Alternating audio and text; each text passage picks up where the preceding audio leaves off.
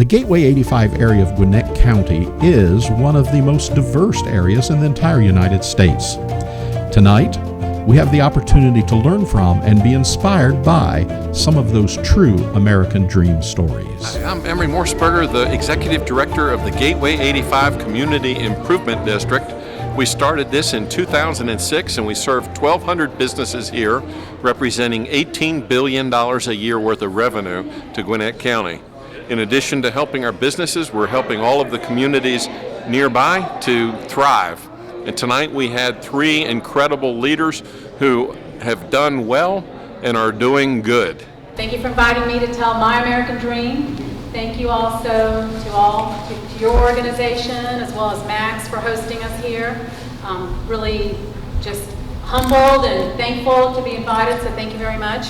In 1980, President Jimmy Carter opened up the United States for Cubans that wanted to leave under political asylum and come to the United States.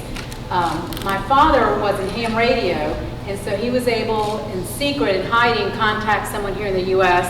to get the ball rolling and get the sponsorship and the paperwork done. I was 7 years old, and I think at night, middle of the night, I was whisked out of my bed, put in a car, and my father, my mother, and I went to Mariel, which is another town, and that's where there was a camp, an encampment, and that's where you were held to process you to leave Cuba to the United States. I do remember, and I'm not sure at what age, if it was I was a teenager or a young adult before I could no longer taste and smell the scrambled eggs that were cold in a box that you had for breakfast, lunch, and dinner. You know, those things that stay with you for a long time. And I just recently, thinking about this, I realized, I don't smell and taste that anymore. So I'm not sure at what point. We came, and that was called the Mariel lift boat. For those of you that may remember that or want to look it up, thousands of people died. A lot of boats went down because they put all the refugees more than capacity could handle. We made it. We got into Key West, and we were in line, again, being processed, and that was the first time that I knew that we were in the United States. My parents lied to me and said we were going to Canada. In Cuba, at least back then, you were taught in school that Americans were gusanos, maggots, that they were going to kill you, hurt you, all these things. And apparently when I found out we were in the United States, I had a complete meltdown, went crazy, the whole thing. As a 7-year-old child, imagine that. We were put in the orange bowl until then someone could come and pick you up, your sponsor, and take you away. So when I was 9, 2 years, we lived in Fort Lauderdale for 2 years. At 9, my father got a job at Scientific Atlanta, for those that have been here for a while, here in Gwinnett County. And so at 9 years old, we moved to Gwinnett County. I've lived here in Gwinnett for most of my life. I consider myself a Gwinnetian. I went to elementary school, middle school, high school, all here in Gwinnett. In 1995, I met my husband, Brian, who also, he's from New York, but has lived in Gwinnett since elementary school. And we have a son that's 18, soon to be 19 this month. In 2017, I really wanted to help the community and get involved. And I wanted to use some skills that I'd learned through scuba diving and respond to emergency management, like big emergency situations. So I joined the Medical Reserve Corps, leadership of Sherwin Livingston that's here.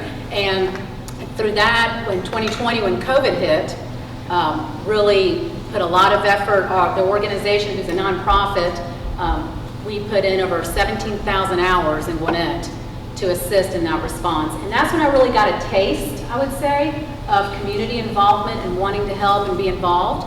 So then I joined the Southwest Gwinnett Chamber of Commerce, and then later on I was asked to be on the board, and I'm still serving on that board. And after that I got involved with Good Samaritan Health Center. For those of you that are not aware, they provide health care and dental care to those that do not have insurance. 70% are Hispanics. And so they wanted someone that could help represent their majority of their patients, and I came on board there as a board member. And then as Emory said, this year in 2023, my husband and I launched the Tuman Foundation to assist with children specifically in healthcare, nutrition, safety, and education. And I'm proud to say that in our first year, we gave out 6 grants to nonprofit organizations through the Community Foundation for Northeast Georgia that's here as well. And also, I was nominated and selected for Leadership Gwinnett, which I'm doing right now, class of 2024. I'm sure at some point I'll be saying best class ever. Yes, yes. And I'll finish just with one thought here. Earlier this year, Gateway 85 had a special event honoring the President Jimmy Carter Boulevard. And I remember sitting there listening to Jimmy Carter's grandson speak. And I just had an aha moment. I'm like, wow, here I am. If it wasn't for Jimmy Carter, I would not be blessed to be in this country and have the American dream my parents and I had. And I remember thinking, right down the street at 13 years old, on Jimmy Carter was my first job. And at 14 and 15, my second and third job, all on Jimmy Carter. My husband was raised off Jimmy Carter. I was raised off Jimmy Carter. And then here I am, you know, really celebrating the legacy of Jimmy Carter. And it was a full circle moment that just really hit me and just realized how blessed I am to be in this country. Thank you.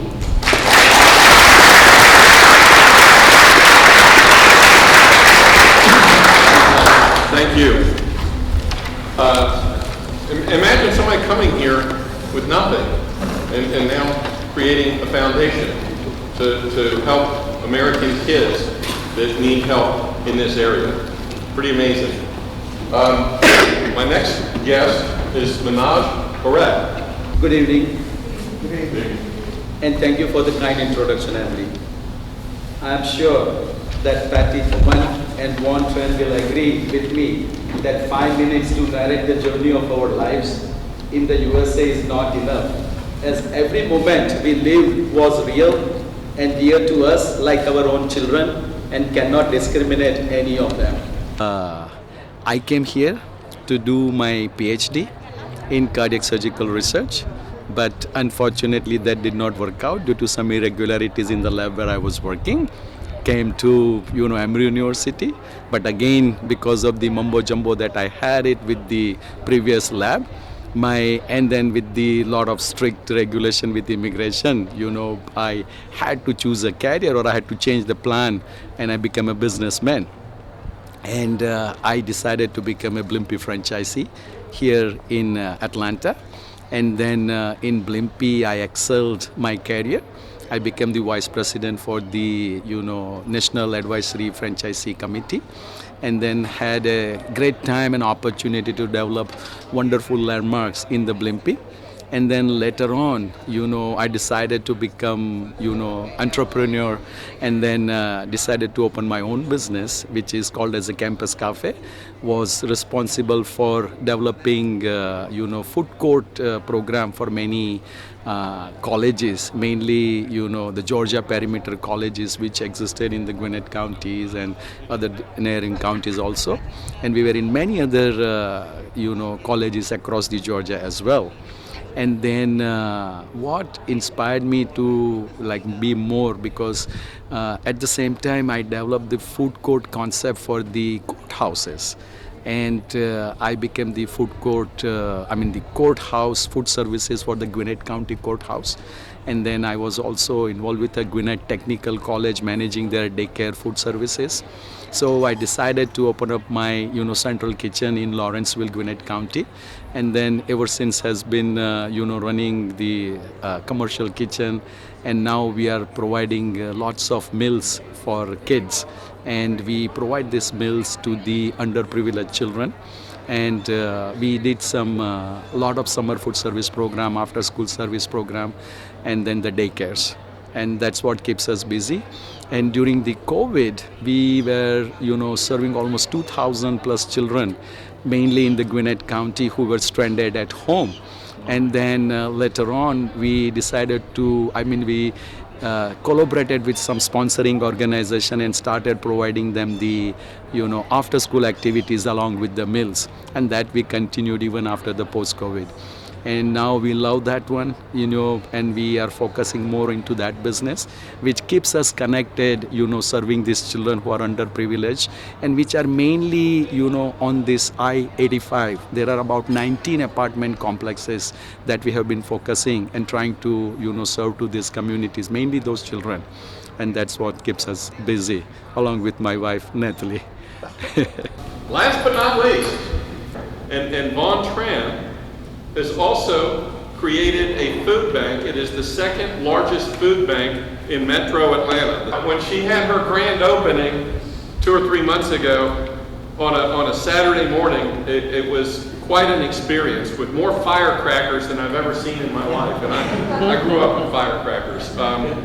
But she gave a talk, and she said, and I hope I'm not taking the wind out of your sails, but she said, I spent the first 50 years of my, it was right before her birthday. She said, I spent the first 50 years of my life working for me, and I'm going to spend the next 50 working for others. Think about that. It really got me, and I'm really excited to introduce Vaughn Tran.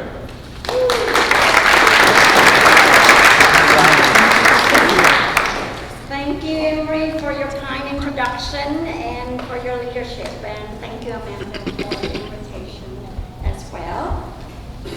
Thank you to Gateway 85 CID and Atlanta Press Club for gathering us here and providing me with this opportunity to share my journey. What an honor to be part of Gateway 85. As an immigrant, refugee, 9 years old, left Vietnam on a boat, fishing boat with 65 other people. I've always felt very lucky that we survived and that God had given us a chance to make a living and to come to the U.S.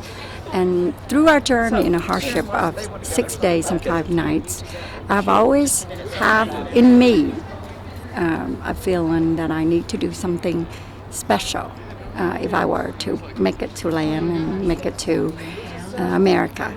So here I am at 50.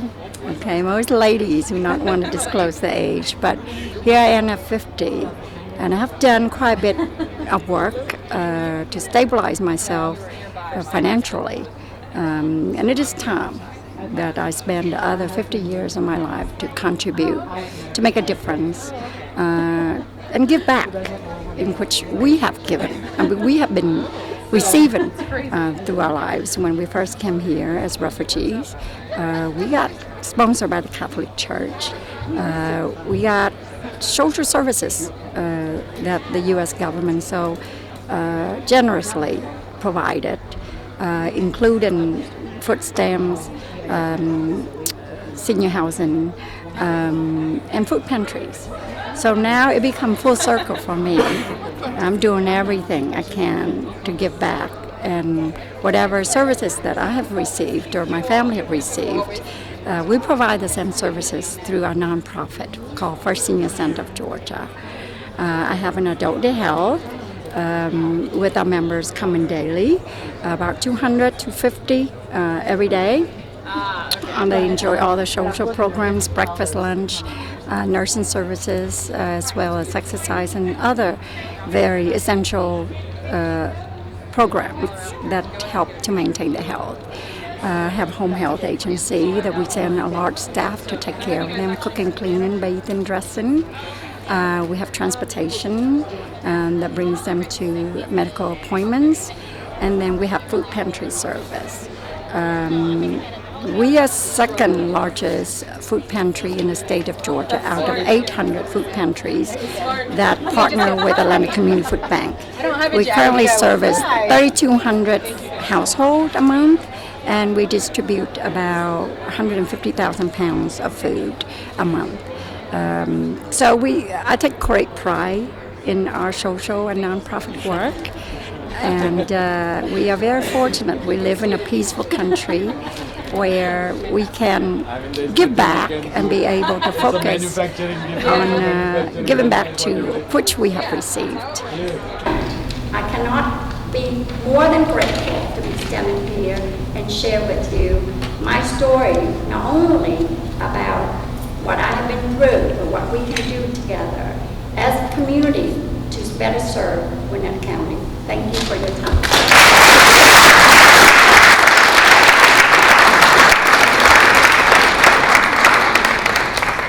And you've got some positive news here to spread. And so Amanda and Sharon are available to help with stories to help spread that news. Our goal is to create more positive stories about all the good things that are happening in this area. We are the largest, most successful part of Gwinnett County, which is the largest, most successful county in Georgia. And our goal is to keep that going. And so be a part of it and feel free to get more involved. We've got other immigrants here. I want to point out one. Olga, stand up. I'm catching her off guard. Olga's probably our most recent immigrant. Where are you from? I'm from Ukraine. She's from where? From Kyiv. Ukraine. Okay. And Olga works for Gateway 85. She's in charge of our community outreach. How many years have you been here? 2 years. 3 years. 2 years. Okay. And she's going strong.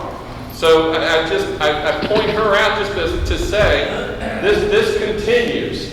And we've got Larry Campbell here with Corners Outreach, who is working to help a lot of the people in this area to do well, who are starting. Stand up, Larry. He works as hard as anybody I've met. 7 days a week, I think 24/7, helping the people in this community to do well, to get on track and keep moving forward. He's a volunteer. He doesn't have to do that.